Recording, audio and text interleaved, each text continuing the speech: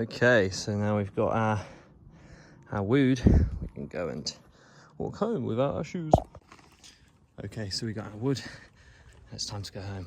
Oh, we'd be so lucky to have one of these fresh plums. Oh yeah, 10-10. Hey, this is going to be a fun one. So, as you can see, we have got quite the DIY project going on.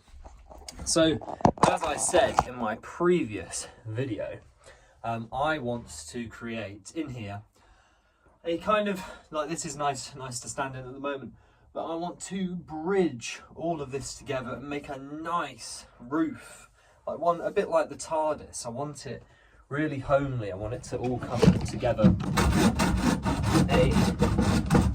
I don't want everything to be, I don't want to make it completely inhabitable in here where it's really hard to move and stuff.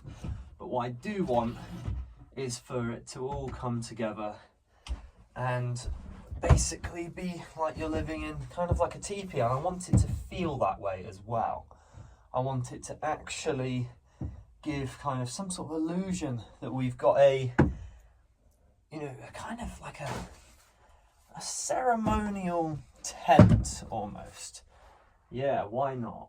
A nice ceremonial space. The reason I'm using wood outside is I want it to be organic. You know, like I said, the TARDIS is organic, and I'm not trying to make this like a TARDIS. I'm trying to make this like a ceremonial kind of Neanderthalitic cave. At the same time, I want this place to be a real beautiful, homely, warm, cozy pod.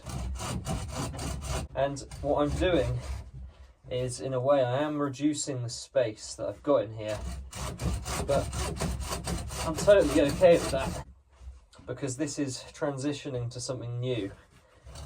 It's evolving, and it doesn't mean that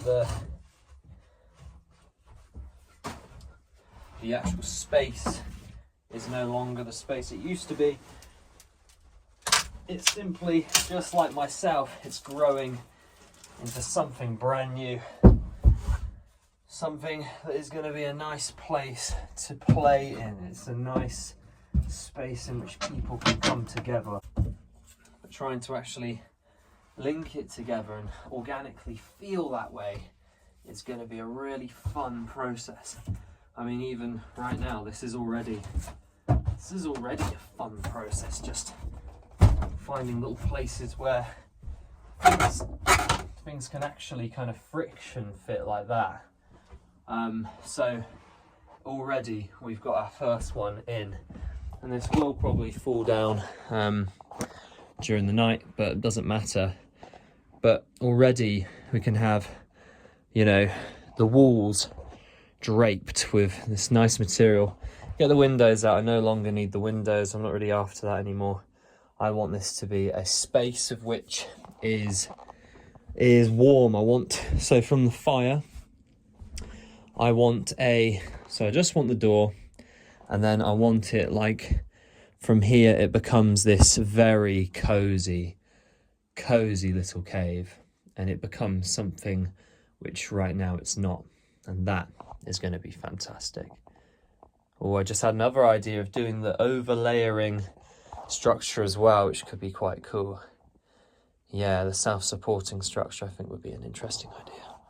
So I'm currently trying to map inside my sheds actually how to do this, because what I've got is, as you walk in, there's a door, and I've got a furnace there. I just want to make sure we're actually safe in doing so. But this is exactly what I'm doing. So I'm trying to build one of these basically, which is a roof I've looked into building before, and then covering this in like a nice dark material on the exterior, but also leaving enough space that's safe for this fireplace and the door. But I'm okay with the door actually having a, you know, you go in, you actually have to crawl inside. I think that'd be pretty cool. Yeah, and then you've just got this nice space inside, and it would reduce the space quite a bit, but I don't really care. I think it would be amazing, absolutely amazing.